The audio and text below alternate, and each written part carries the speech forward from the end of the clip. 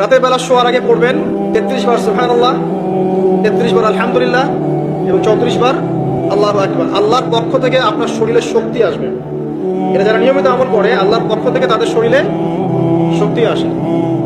হ্যাঁ, কারণ এইটা রাসূল সাল্লাল্লাহু আলাইহি ওয়াসাল্লাম কাকে শিখিয়ে দিয়েছেন? তার মেয়ে ফাতিমা রাদিয়াল্লাহু আনহাকে। ফাতিমা রাদিয়াল্লাহু আনহা এবং আলী রাদিয়াল্লাহু আনহু তারা দুজন গিয়েছেন আল্লাহ রাসূলের দরবারে, গিয়ে বলেছেন আমাদেরকে একজন দাসী বা দাস দিন, বাসার অনেক কাজ আমরা করতে পারি না, লাগে না কাজের মানুষ। নবী সাল্লাল্লাহু আলাইহি ওয়াসাল্লাম বলছেন যে আমি কি তোমাদেরকে এমন কিছু শিখিয়ে দিব যেটা তোমাদের এই দাস দাসের অভাব পূরণ করে দিবে, প্রয়োজন হবে না? অবশ্যই শিখিয়ে দিন।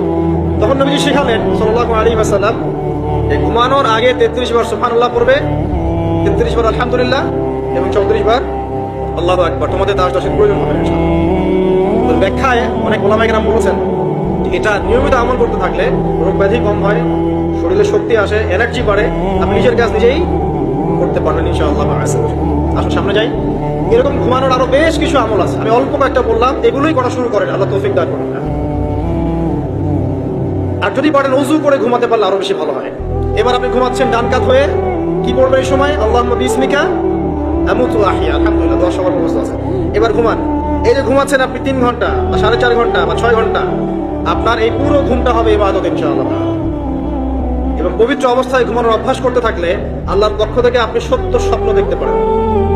এখনকার সায়েন্স একটা বিশ্বাস করে না, আর এই সায়েন্স কিনে আমার কোনো মাথা ব্যথা নাই, কারণ আজকে একটা কথা বলে কালকে একটা কথা বলে, ঠিক আছে? তো আল্লাহর পক্ষ থেকে আপনি সত্য স্বপ্ন দেখতে পারেন। ইউসুফ আলাইহিস সালাম জেলখানায় বন্দী, সূরা ইউসুফ পড়ে দেখেন। তখন কয়েদিদের মধ্যে 2 জন স্বপ্ন দেখেছে। একজন স্বপ্ন দেখছে তার মাথার উপরে রুটি, উপর থেকে পাখি এটা ঠোকরে কি করছে, খেয়ে নিয়ে চলে যাচ্ছে। আরেকজন স্বপ্ন দেখেছে যে সে সারা পান করাচ্ছে একজনকে, আছে না সূরা ইউসুফে? তো ইউসুফ আলাইহিস সালাম বললেন যে যার মাথা থেকে পাখির ঠোকরায় খেয়ে নিচ্ছে খাবার, তাকে শুলদণ্ড দেওয়া হবে। আর যে শরাব পান করাচ্ছে সে অতি শীঘ্রই মুক্ত হয়ে যাবে, জেল থেকে ছাড়া হয়ে যাবে। কয়দিন পর তাই হলো।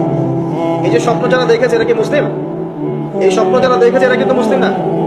ইউসুফ আলাইহিস সালাম মুসলিম, তিনি আল্লাহর নবী, তিনি স্বপ্নের ব্যাখ্যা করছেন, কিন্তু এখানে একজন অমুসলিমের স্বপ্ন সত্য হয়েছে। একজন অমুসলিমকে আল্লাহ পাক স্বপ্ন দেখাতে পারেন, দলিল আছে কোরআনে। সত্য স্বপ্ন বলে একটা বিষয় আছে, যেটার জন্য অবশ্যই আল্লাহর পক্ষ থেকে নূর দরকার, স্বচ্ছ একটা মন দরকার, কলবুল সালিম দরকার, বেশি বেশি আমল দরকার, হ্যাঁ, আধ্যাত্মিকতা দরকার, আল্লাহর মারিফত দরকার। তারপরে ইনশাআল্লাহ সত্য স্বপ্নের প্রশ্ন আসবে। সারাদিন টিভি দেখে, গান সিরিয়াল দেখে, গালিগালাজ করে, গীবত তহমত করে, খোঁচাখুচি করে, চুলাচুলি করে, এদের সাথে সত্য স্বপ্ন কি স্বপ্ন? এদেরকে শয়তান স্বপ্ন দেখা। কথা বুঝতে পারছেন না? ফজরের নামাজের পরে নবী সাল্লাল্লাহু আলাইহি ওয়াসাল্লাম বসে থাকতেন, সাহাবীরা তাকে বলতেন কে কোন স্বপ্ন দেখেছেন তিনি বলতেন, এবং তিনি স্বপ্নের ব্যাখ্যা ইন্টারপ্রিটেশন করতেন যে এটা এমন, এটা এমন। এমনকি এই যে আপনার উহুদের যুদ্ধের আগের রাতে অনেক সাহাবী স্বপ্ন দেখেছেন, এবং পরের দিন দেখবেন উহুদের দিনে অনেক সাহাবী শহীদ হয়েছেন। তো যাই হোক, ওইদিকে আমি যাচ্ছি না। তো এই যে ঘুমটা আপনি ঘুমাচ্ছেন, ইনশাআল্লাহ আপনার ঘুমটা কি হচ্ছে? ইবাদত হচ্ছে না? আলহামদুলিল্লাহ। আলেম যারা, তাদের ঘুমও ইবাদত। যারা মুসলিম, মুমিন, মুত্তাকি, আলেম, তাদের ঘুমগুলো কি ইবাদত।